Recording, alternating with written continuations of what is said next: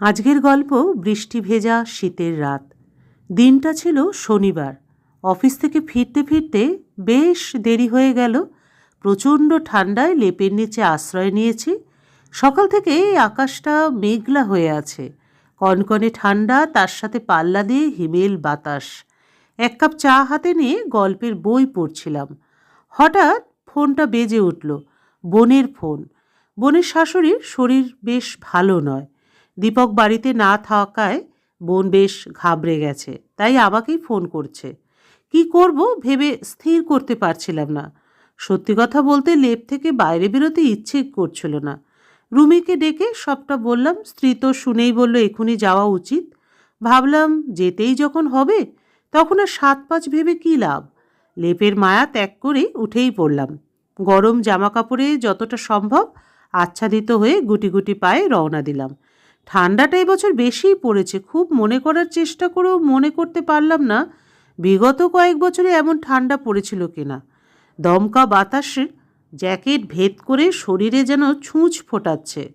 ঠান্ডায় হাত পা যেন অবশ হয়ে আসছে। স্টেশন থেকে অটোরিকশা নিলাম। অন্ধকার ভেদ করে সাঁয় সাঁয় করে অটো ছুটে চলেছে। ঠান্ডা বাতাসের ঝাপটা আছড়ে আছড়ে এসে পড়ছে চোখে মুখে। আর কিছুক্ষণ এমন চললে নির্ঘাত ঠান্ডায় মারায় পড়ব। পৈতৃক প্রাণটা নিয়ে বাড়ি ফিরে যাব কিনা ভাবতে ভাবতে স্ত্রীর দিকে আর চোখে তাকালাম। দেখলাম সেও ঠান্ডায় কাঁপছে। ইশারায় বলতে চাইলে আর কত দূর। আর দুটো স্টপেজ পরেই নামলাম। সাঁ সাঁ করে হাওয়া বইছে আর তার সাথে শীতের দাপট। ভাবছি এক কাপ চা না খেলেই নয়। রাস্তার ধারে সারি সারি দোকান, ধোয়া ওঠা গরম চা হাতে নিয়ে বেশ আয়েশ করে খেতে শুরু করলাম। গরমকাল হলে হাতে ধরা যেত না চায়ের গ্লাস, আর এই ঠান্ডায় গরম গ্লাস কেন, বোধহয় আগুন হাতে নিলেও কিছু হবে না। এবার রিক্সা করে যেতে হবে। 2 কিলোমিটার পথ তো হবেই বোনের বাড়ি পৌঁছতে। এমন কপাল মন্দ যে স্ট্যান্ডে একটা রিক্সাও নেই। রুমিকে বললাম অহেতুক সময় নষ্ট না করে হেঁটেই চলো, যদি রাস্তায় কোনো রিক্সা পাই নিয়ে নেব। রুমিও সাথে সাথে সম্মতি দিল। দুজনে হাঁটা শুরু করলাম। রাস্তার দুধারে সাবেককালের বড় বড় বাড়ি। অনেক বাড়ি দাঁত মুখ বের করে জীর্ণ বুক নিয়ে এখনও দাঁড়িয়ে আছে। রাস্তার বাতিগুলো জ্বলছে না। লোক চলাচলও সেভাবে নেই। কেউ দায়ে না পড়লে এমন দুর্যোগে কে আর ঘর থেকে বের হবে। কম্বলের নিচে বোধ করি এখন শ্রেষ্ঠই আশ্রয়। ফোঁটা ফোঁটা বৃষ্টি পড়তে শুরু করলো। হঠাৎ আলোর ঝলকানি। কাছাকাছি কোথাও বাজ পড়ল। রাস্তাঘাট প্রায় জনশূন্য, দোকানপাটও প্রায় বন্ধ।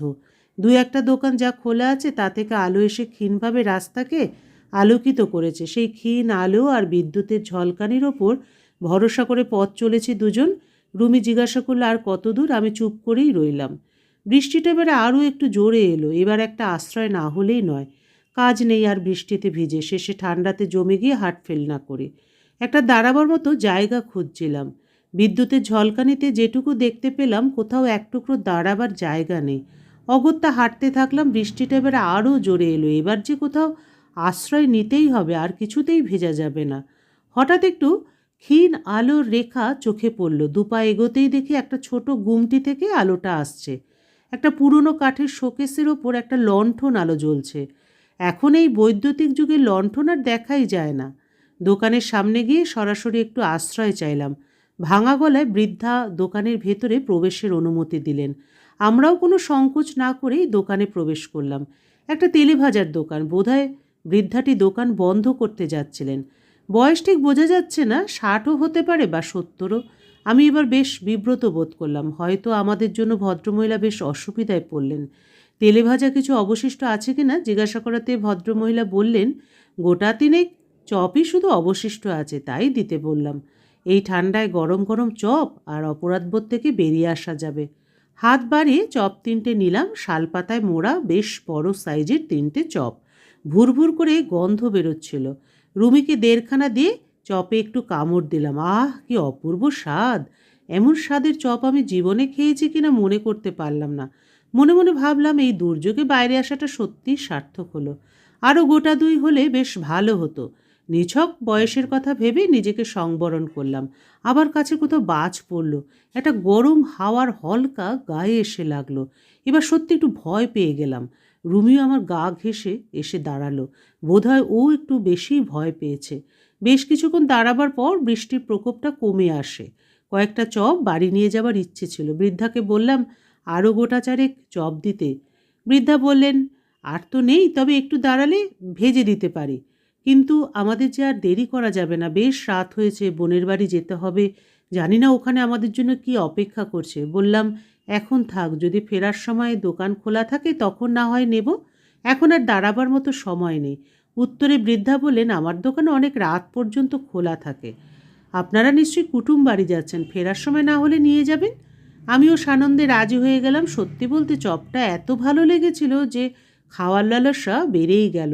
বোনের বাড়ি আর বেশি দূরে নয়, এখনও পর্যন্ত একটা রিকশার টিকি পেলাম না, সুতরাং আবার দুজনে হাঁটা শুরু করলাম।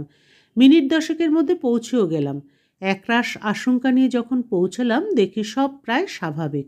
মনটা কিছুটা হলে উৎফুল্ল হয়ে উঠল। বোনের শাশুড়ি হঠাৎই ব্লাড প্রেশারে হাই হয়ে মাথা ঘুরে পড়ে যান। ভাগ্য ভালো ছিল দীপকও সেই সময় বাড়ি ফেরে। পাড়ার ডাক্তারকে ডেকে দেখিয়ে নিয়েছে। ডাক্তার দেখে ইঞ্জেকশন ওষুধ দেওয়াতে ব্যাপারটা স্বাভাবিক হয়ে গিয়েছিল। সব খবর নিতে নিতে বোনের দেওয়া 1 কাপ কড়া চা কণ্ঠস্থ করেছি। আরও 1 কাপ হলে ভালো হতো। এই ঠান্ডায় 1 কাপ চায় কি হয়। রুমি বোধহয় আমার মনোভাব বুঝতে পেরে বাড়ি যাওয়ার তাড়া লাগালো। আমরা সবাইকে বিদায় জানিয়ে ও বাড়ি থেকে বেরিয়ে পড়লাম। না, এবারও রিকশার দেখা নেই। আবার সেই পায়ে হেঁটেই রওনা দিলাম। সেই আলো আধারি রাস্তা, দুজনে গায়ে গা ঘেঁষে পথ চলছি। রাস্তার পাশে চোখে রেখে চলছি পাছে তেলে ভাজার দোকানটা ফেলে না আসি। আশ্চর্য, এতক্ষণ হাঁটছি, এখনও তেলে ভাজা দোকানটার কোনো টিকিই দেখতে পেলাম না। তবে কি দোকানটা ফেলে এলাম?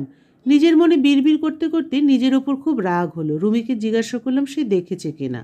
উত্তরে সে শুধু না বলল। এবার আমি বেশ অসন্তুষ্ট হলাম। রেগে গিয়ে রুমিকে বললাম, একটু খেয়াল রাখবে তো।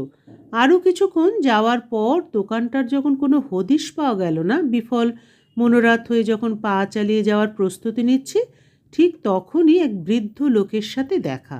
হাতে লাঠি, চোখের দৃষ্টি প্রখর, চামড়ায় বয়সের ছাপ স্পষ্ট। এমন পরিবেশে এই সময় একজন মানুষের দেখা পাবো কল্পনাও করিনি। আসলে এতক্ষণ হাঁটছি, একজন মানুষেরও দেখা পাওয়া যায়নি।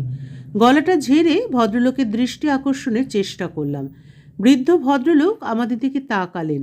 আমি তাকে জিজ্ঞাসা করলাম, আচ্ছা, এখানে যাওয়ার সময় একটা তেলে ভাজার দোকান দেখেছিলাম, বোধহয় এখন বন্ধ হয়ে গেছে। ঠিক ঠাউর করতে পারছি না দোকানটা যেন কোথায় দেখেছিলাম। তেলে ভাজার দোকান? ভদ্রলোক যেন আকাশ থেকে পড়লেন। হ্যাঁ, তেলে ভাজার দোকান। আমরা যাওয়ার সময় চপ কিনে খেলাম। চপ কিনে খেয়েছেন? ভদ্রলোক আরও অবাক হলেন। বললেন, কোথায় যাবেন? এই তো সামনেই বড় রাস্তায়, চলুন এগিয়ে দিয়ে আসি। না না, আপনি কষ্ট করবেন কেন? তাছাড়া আপনার কষ্ট হবে। আরে মশাই, চলুন তো এগিয়ে দিয়ে আসি। হাঁটা শুরু করলাম। ভদ্রলোক বলতে শুরু করলেন, আজ থেকে প্রায় 30 বছর আগে এমনই এক শীতের সন্ধ্যায় প্রচণ্ড ঝড় বৃষ্টি, তার সাথে করকর করে বাজ পড়ছিল। আর যে তেলে ভাজার দোকানটা দেখছিলেন, ওটা চালাতো এক বিধবা বুড়ি। এই রাস্তাটা তখন মাঝরাত পর্যন্ত জমজমাট থাকত। হঠাৎ সজোরে বাজ পড়ল খুব কাছেই। আমি তখন বারান্দায় বসে ঝড় জল দেখছিলাম। কিছুক্ষণ পরেই শুনি তুমুল হইচই। চোখ যেন ঝলসে গেল। বাতাসে তখন আগুনের হলকা।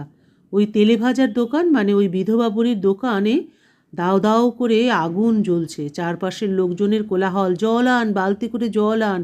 আগুন নেভাতে নেভাতে বুড়ি তখন শেষ। কড়াইয়ের তেলে আগুন ধরে বুড়ির সারা দেহে আগুন ছড়িয়ে পড়েছিল।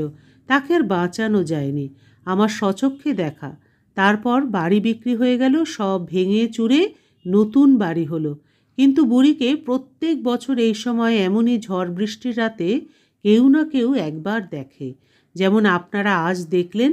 চপটার কি স্বাদ বলুন তো? ভদ্রলোক যেন আমাদের ব্যঙ্গ করলেন। আমি যেন কথাটা শুনতেই পেলাম না। আমার হাত পা অবশ হয়ে আসছিল। রুমি প্রায় আমার গায়ের সাথে মিশে গেছে। হঠাৎ সম্বিত ফিরে পেলাম। ভদ্রলোক বলছেন, ওই তো আপনাদের বাস দাঁড়িয়ে আছে, তাড়াতাড়ি উঠে পড়ুন, রাত হয়েছে অনেক। গল্পের সমাপ্তি এখানেই। আবার দেখা হবে পরবর্তী আরেকটি গল্পের সাথে।